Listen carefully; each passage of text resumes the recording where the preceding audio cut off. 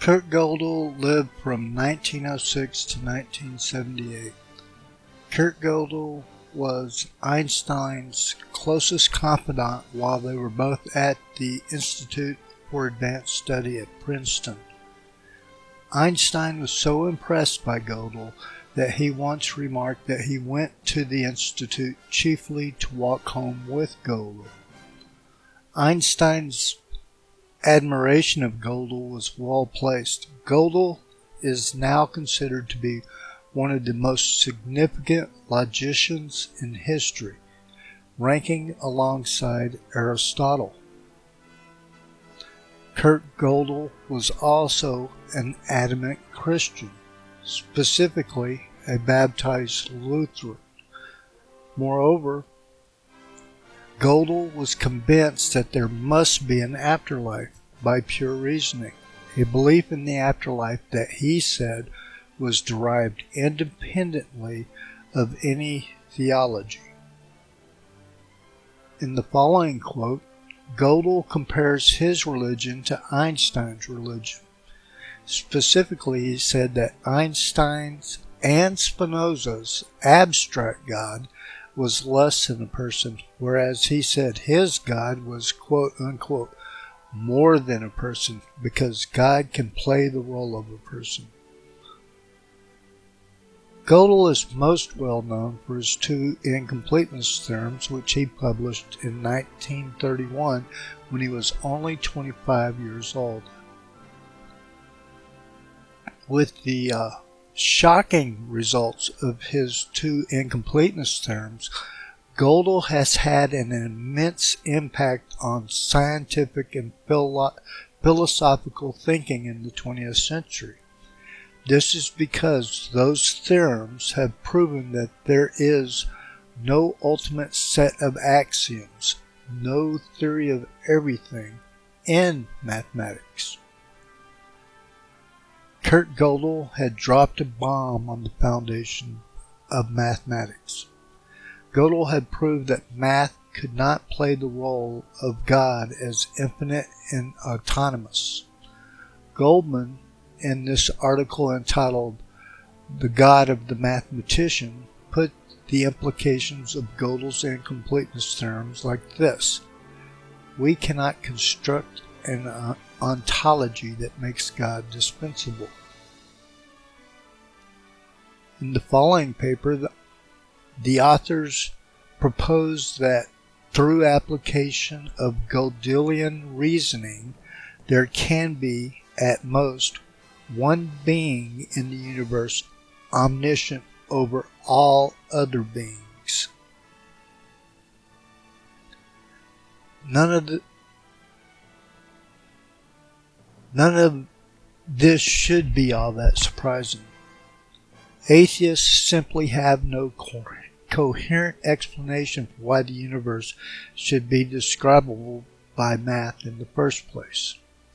In fact, both Einstein and Eugene Wigner are on record as to regarding it as an epistemological miracle that man can even describe the universe with math in the first place. Gödel also stated this in regards to the implications of his incompleteness theorem as it relates to the human mind. He said, either mathematics is too big for the human mind, or the human mind is more than a machine. In fact, in their denial of the agent causality of God to be behind the laws of physics, and in their denial of their very own agent causality and or free will to be behind their own actions, atheists end up in what I term to be catastrophic epistemological failure. Here are a few references that get this point clearly across.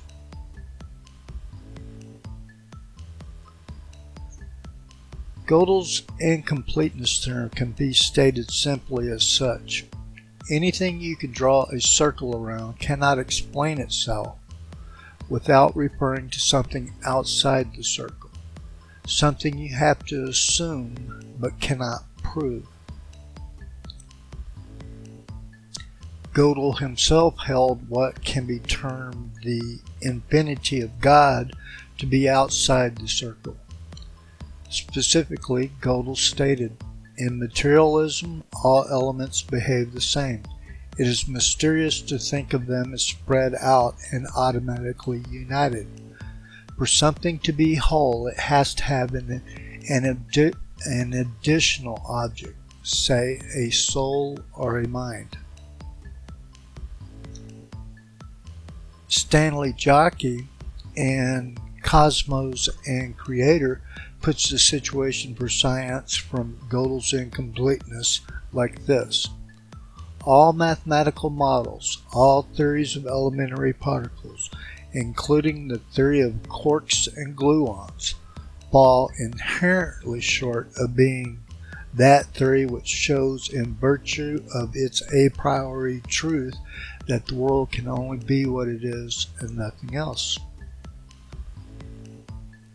Even Stephen Hawking himself, who tried to put forth a mathematical theory of everything in his book The Grand Design, reluctantly admitted in that book that Gödel, with his incompleteness theorem, halted the achievement of a unifying, all-encompassing theory of everything. Hawking has even conceded that some sort of Gödelian incompleteness principle might exist in physics as well as in mathematics. And indeed, the Gödelian incompleteness principle has now been found to exist in quantum physics. Specifically, the insurmountable difficulty presented by Gödel's incompleteness lies precisely in the derivation of macroscopic properties from a microscopic description. It should be noted that the preceding paper provides yet another falsification of materialistic inflationary models that seek to explain how the universe achieved its macroscopic properties of being homogeneous and flat. Gödel's incompleteness theorems were ultimately a accumulation of work that was originally pioneered by George Cantor, who lived from 1845 to 1918. Cantor was trying to bring a systematic understanding of infinity into mathematics. This endeavor was very much a theological quest for Cantor. And Cantor, although he pioneered some very useful tools in mathematics, useful tools which were essential to Gödel in his work on incompleteness, Cantor nonetheless ultimately failed in his endeavor to bring a systematic understanding of infinity into mathematics. The following video gives us a very interesting glimpse into how Gödel was able to pick up the pieces where Cantor had failed and to bring his incompleteness theorems for mathematics to fruition. And although Cantor was ultimately proven wrong by Gödel in his quest to fully integrate a systematic understanding of infinity into mathematics, nonetheless, I believe that both Cantor and Gödel would be very pleased, since it is very comforting to overall Christian concerns, to see how infinity is now used mathematically in quantum mechanics and in modern-day quantum electrodynamics. The following video gives us a brief overview of how infinity is used in quantum mechanics and quantum electrodynamics, and shows us how the use of infinity in those two theories corresponds almost exactly if not exactly, to what a Christian theist should presuppose beforehand. From the preceding video, it is also very interesting to note that quantum electrodynamics was the first attempt at unifying relativity and quantum mechanics. Specifically, in quantum electrodynamics, special relativity was merged with electromagnetism to produce what is held to be the most precise theory of natural phenomena ever developed. Richard Feynman was only able to unify special relativity and quantum mechanics into quantum electrodynamics by quote-unquote brushing infinity under the rug. He did this with a technique called renormalization. In the following video, Richard Feynman rightly expresses his unease with brushing infinity under the rug. I don't know about Richard Feynman, but as for myself, as a Christian theist, I find it very comforting to know that it takes an infinite amount of logic to figure out what one stinky tiny bit of space-time is going to do.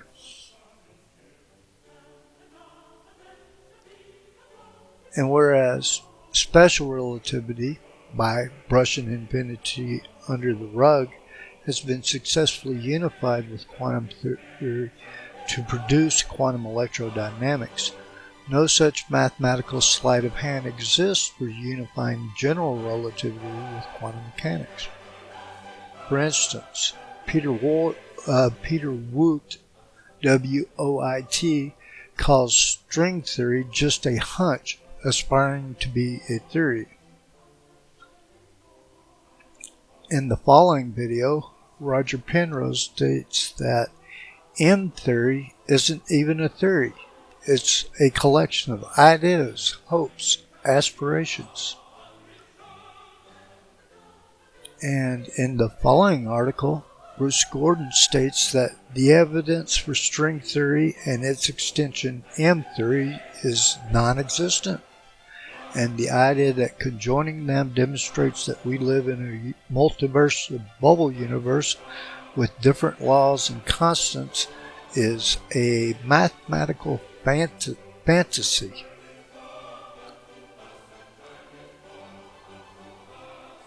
General relativity simply refuses to be mathematically unified with quantum mechanics in any acceptable way. In technical terms, gravity has yet to be successfully included into a theory of everything, since the infinities that crop up in that attempt are not renormalizable as they were in quantum electrodynamics. I hold one of the main reasons that general relativity is not renormalizable with special relativity in quantum mechanics is because we are dealing with two very different eternities in special relativity and general relativity. In fact, in stark contrast to the multiverse and extra dimension claims by atheists for which they have no evidence, the Christian theist, on the other hand, can appeal directly to the theories of special relativity and general relativity to support his belief in a higher heavenly dimension and in a hellish dimension. This following video gives us an overview of some of that evidence. As well, special relativity and general relativity, as far as entropy is concerned, will reveal two very different qualities of eternity.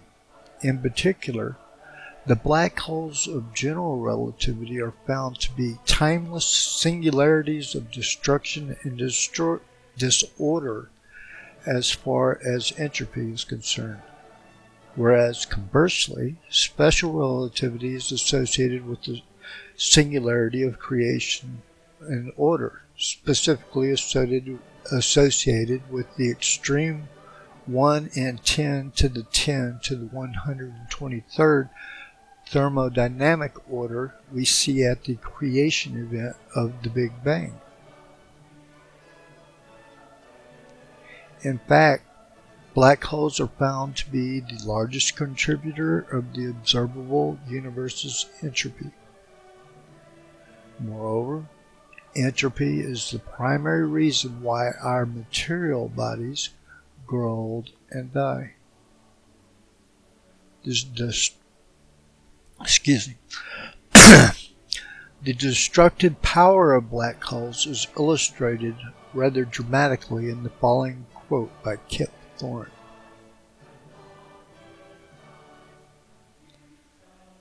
Needless to say, the implications of this eternity of destruction found at black holes should be fairly disturbing for those of us who are of, shall we say, a spiritually minded persuasion. Another major problem in trying to unify quantum mechanics and general relativity is that when theorists try to combine the two theories, then the resulting theory predicts that space-time, atoms, and even the universe itself should all be literally torn apart. Here are a few references that get that point across.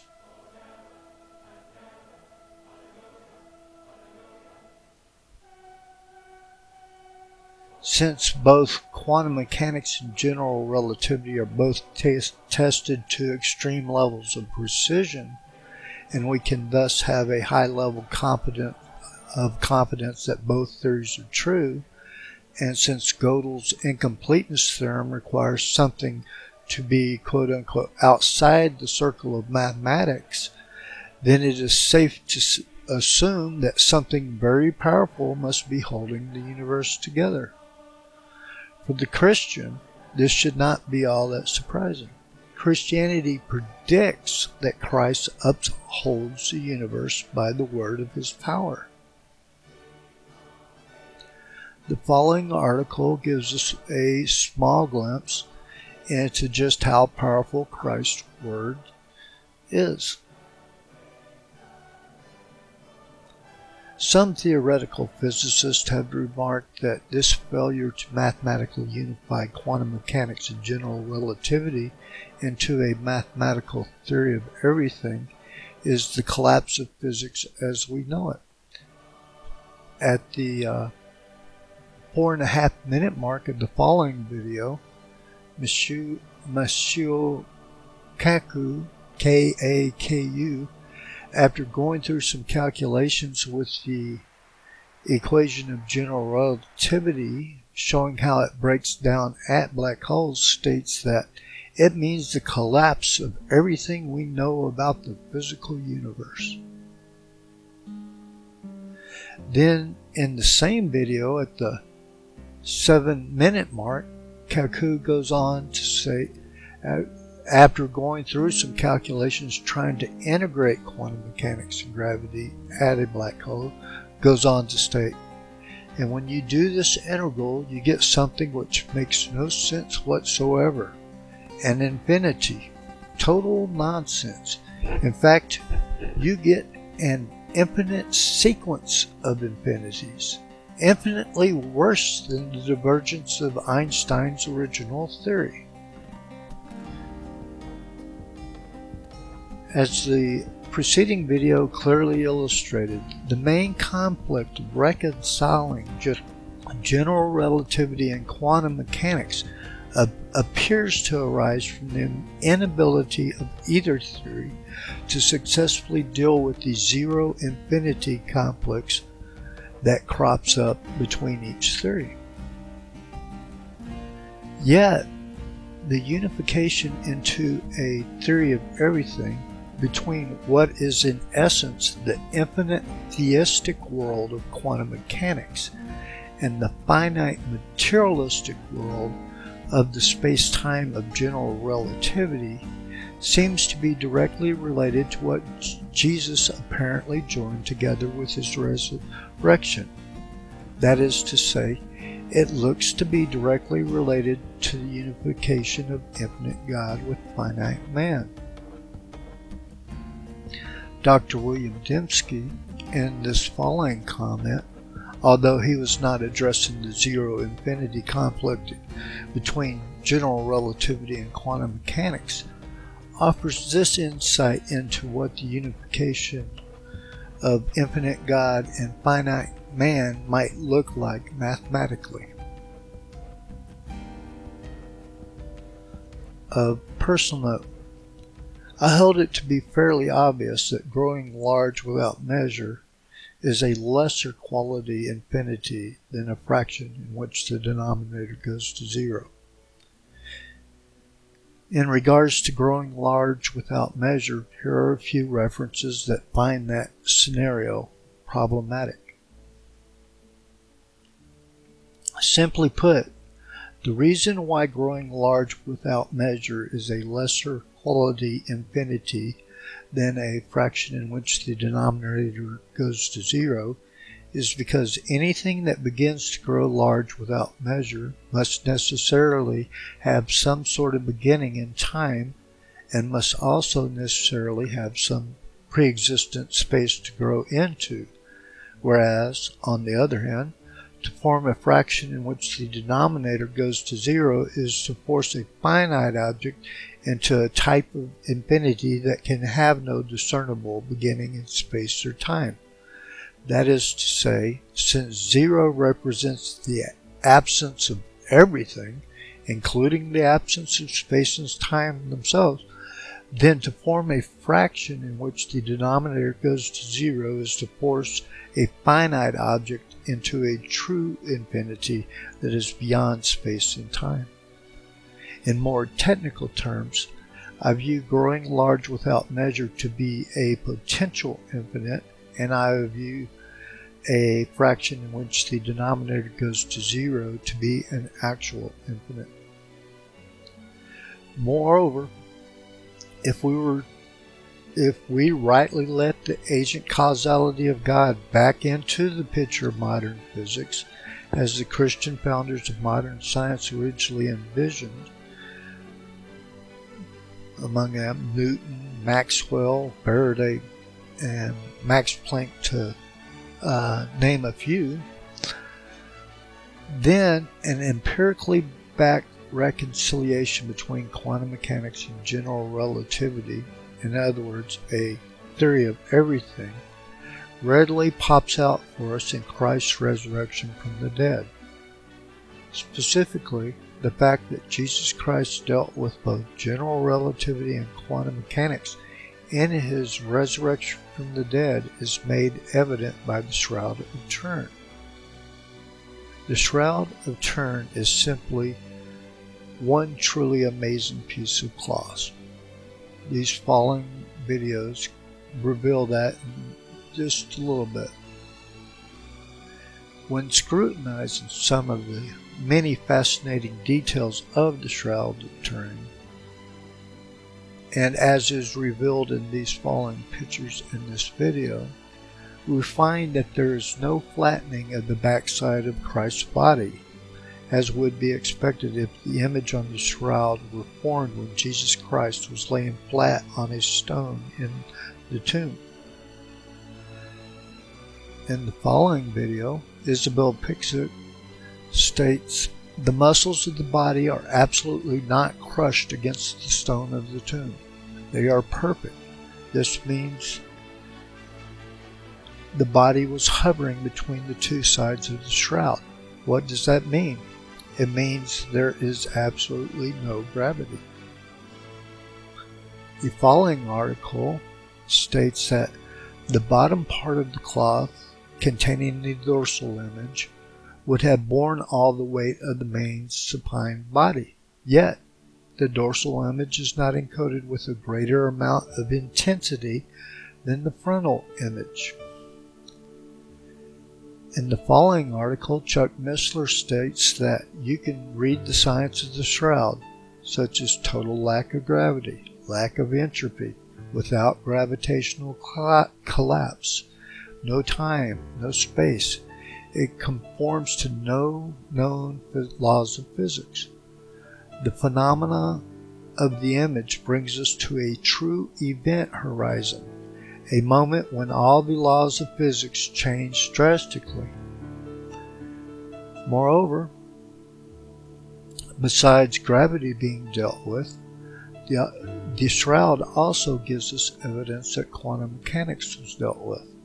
In the following paper, it was found that it was not possible to describe the image formation on the Shroud in classical terms, but they found it necessary to describe the formation of the image on the Shroud in discrete quantum terms. In the following paper, the researchers found that the faint image of the face on the reverse side of the Shroud contained the same three-dimensional information contained in the face and the body image of the crucified as seen on the Shroud's front side.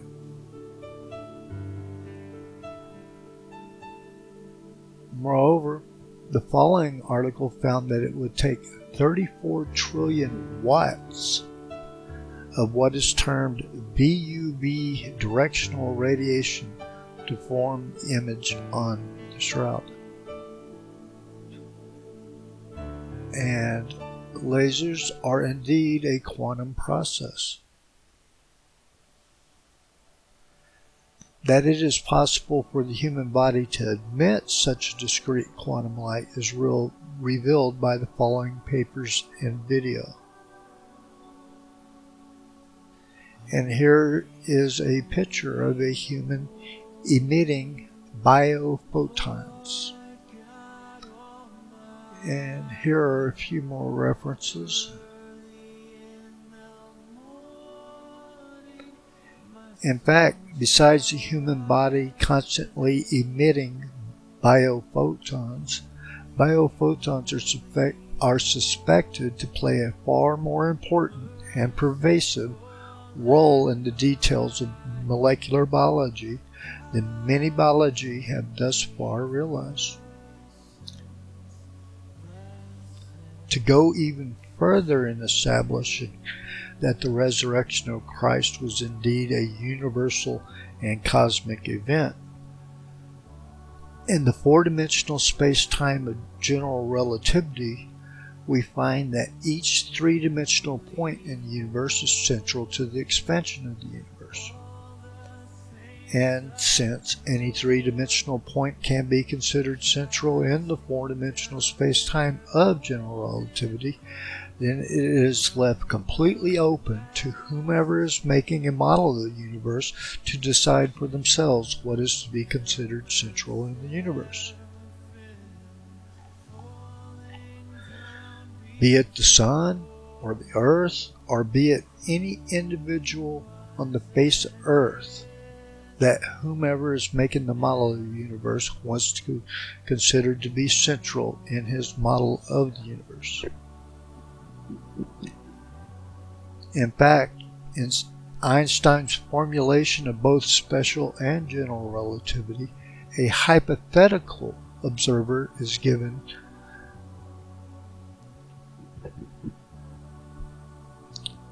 a privileged frame of reference in which to make measurements in the universe.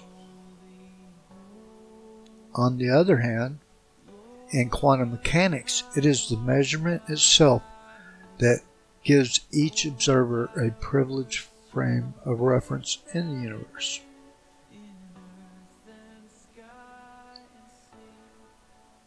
In fact, in quantum mechanics, humans are brought into the laws of physics at their most fundamental level, instead of humans being a result of the laws of physics, as Darwinists have falsely imagined us to be the result of.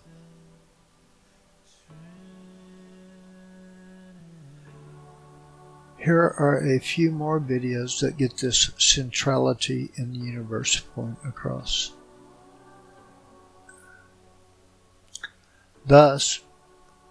We are not nearly as inconsequential in this vast universe as the materialistic philosophy had falsely led many people to believe. Moreover, such centrality given to each observer in the universe, in both quantum mechanics and general relativity, certainly adds a tremendous amount of plausibility to the claims Christ made about all authority has been given unto me in heaven and earth after his resurrection from the dead, as well as adding tremendous credibility to the claim made in Colossians 1 that Jesus Christ holds all things together.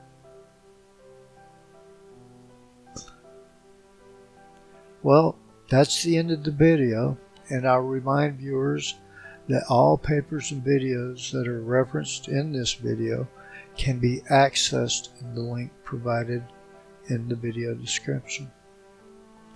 Thank you very much for watching.